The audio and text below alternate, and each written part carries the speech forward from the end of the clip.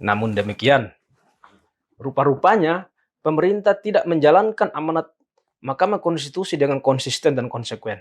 Justru pemerintah mengambil jalan pintas dengan menerbitkan Perpu Cipta Kerja yang merupakan suatu bentuk penyimpangan dan penyelewengan terhadap tradisi hukum negara demokrasi. Apakah pemerintah menganggap Mahkamah Konstitusi tidak memiliki kedaulatan? Apakah pemerintah kemudian menganggap Dewan Perwakilan Rakyat hanyalah sebagai sebuah institusi stempel yang kemudian hanya menerima atau menolak rumusan yang diajukan oleh pemerintah? Apakah ini amanat reformasi yang kita harapkan? Atau apakah ini merupakan suatu bentuk bahwa republik ini telah mengalami kembali fase otoritarianisme? Yang menjadi pertanyaannya adalah, apakah kita sebagai warga negara akan mendiamkan praktek seperti ini sehingga akan menjadi suatu presiden hukum ke depannya? Apakah kita akan membiarkan praktek-praktek yang mengarah kepada bandul otoritarianisme ini diaminkan begitu saja? Apakah kita rela republik ini akan menjadi negara dekret? Pilihan kembali kepada kita semua. Saya menyatakan menolak terbitnya Perpu Cipta Kerja. Bagaimana dengan Anda?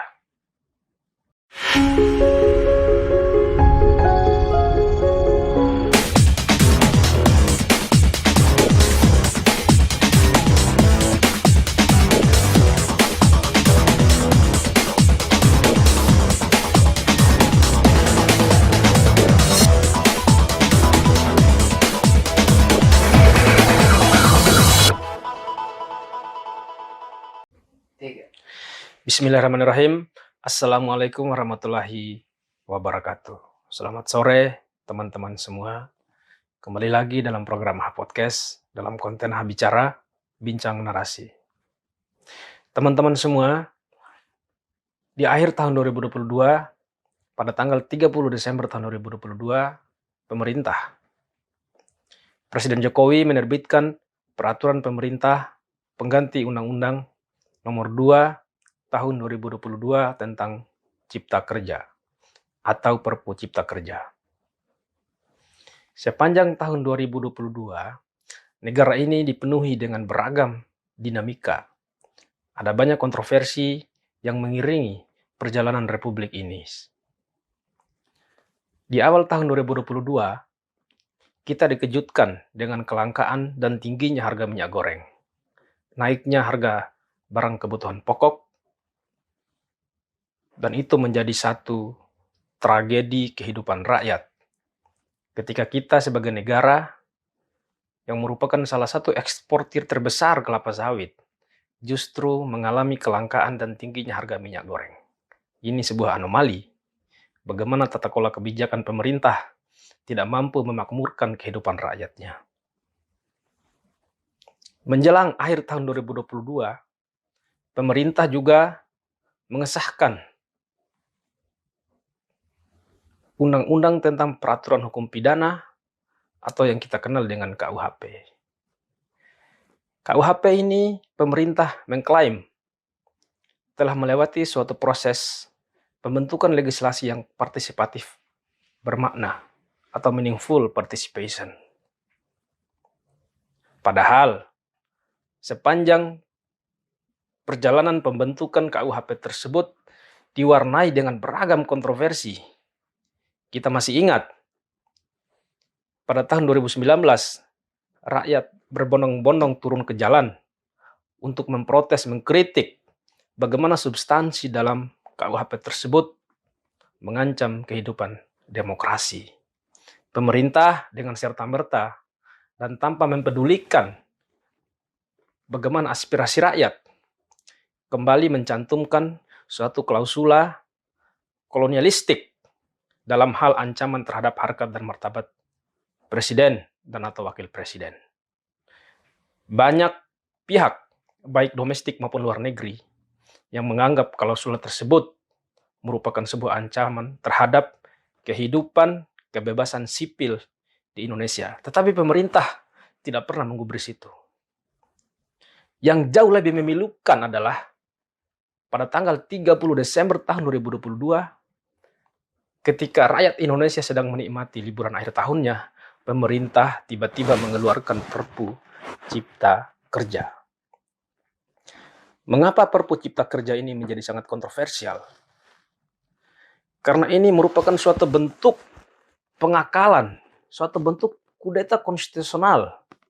Mahkamah Konstitusi telah menyatakan bahwa Undang-Undang Cipta Kerja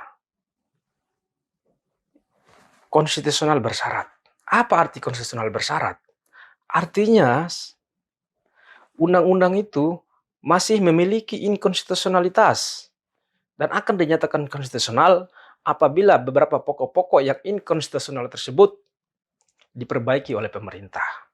Mahkamah Konstitusi telah mengamanatkan pemerintah bersama DPR untuk memperbaiki proses perumusan Undang-Undang Cipta Kerja 2 tahun semenjak putusan MK dibacakan pada tanggal 25 November tahun 2021. Namun demikian, rupa-rupanya pemerintah tidak menjalankan amanat Mahkamah Konstitusi dengan konsisten dan konsekuen. Justru pemerintah mengambil jalan pintas dengan menerbitkan Perpu Cipta Kerja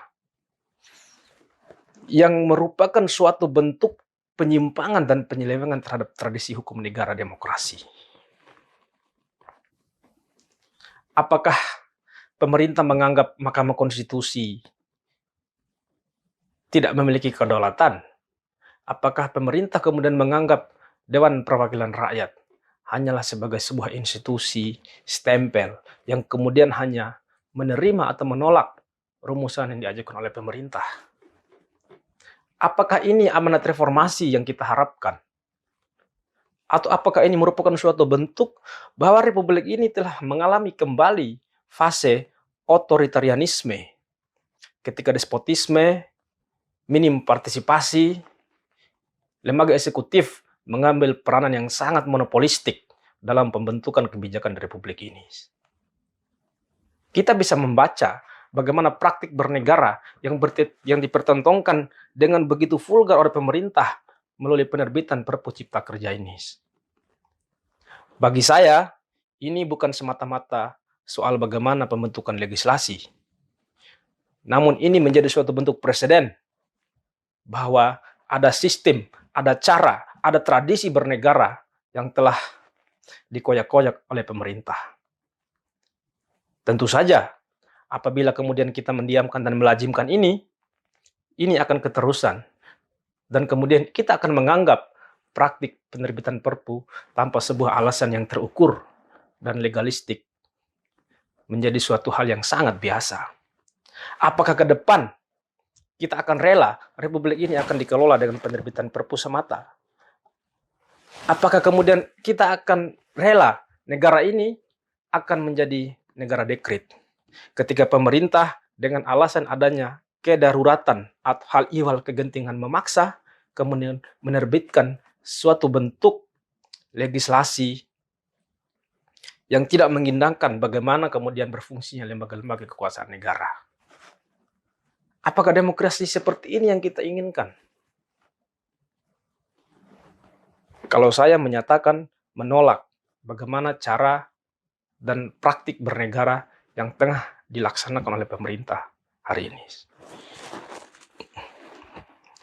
Teman-teman semua, mengapa Undang-Undang Cipta Kerja ini menjadi sangat krusial kita bahas bersama?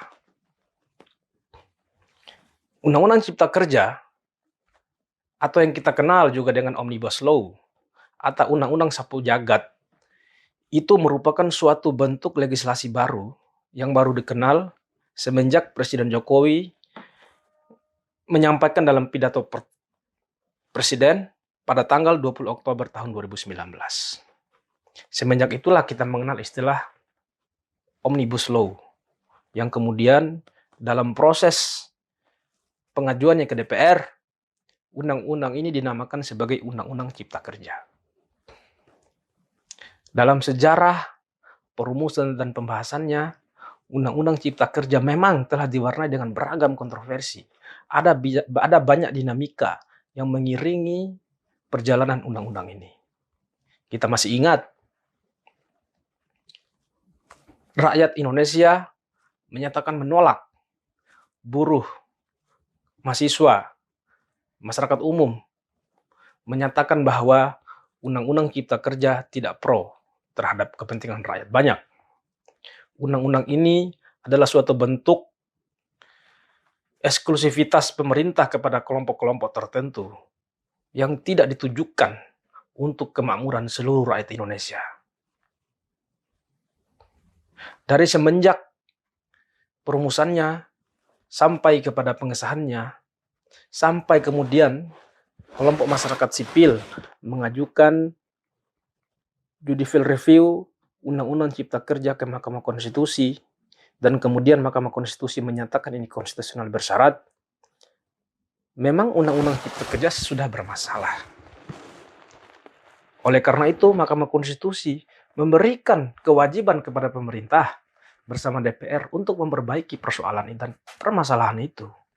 Tetapi apa yang terjadi? Presiden menerbitkan Perpu Cipta Kerja. Suatu praktek yang belum pernah terjadi sebelumnya. Tentu ini menjadi suatu persoalan, karena Undang-Undang Cipta Kerja mengatur dan merevisi sebanyak 79 undang-undang. Ada 79 undang-undang yang kemudian hanya diatur dalam suatu undang-undang saja. Ini merupakan hal yang sangat baru di Indonesia. Karena kebaruannya tentu ada banyak tentu ada banyak kecolongan yang terjadi. Oleh karena itu Mahkamah Konstitusi telah menyatakan ini menjadi konstitusional bersyarat. Dengan langkah pemerintah untuk menerbitkan Perpu Cipta Kerja, saya sebagai bagian dari warga negara Indonesia menyatakan praktik yang tengah dijalankan oleh pemerintah ini merupakan suatu bentuk ancaman terhadap demokrasi. Ini merupakan suatu bentuk kudeta konstitusi, pengabaian hak rakyat, dan betul-betul ini tidak sesuai dengan tradisi hukum negara demokrasi. Yang menjadi pertanyaannya adalah, apakah kita sebagai warga negara akan mendiamkan praktek seperti ini sehingga akan menjadi suatu presiden hukum ke depannya? Apakah kita akan membiarkan praktek-praktek yang mengarah kepada bandul otoritarianisme ini diaminkan begitu saja? Apakah kita rela Republik ini akan menjadi negara dekret? Pilihan kembali kepada kita semua. Saya menyatakan menolak terbitnya Perpu Cipta Kerja. Bagaimana dengan Anda? Demikian. Terima kasih. Billahi taufiq wal hidayah. Wassalamualaikum warahmatullahi wabarakatuh.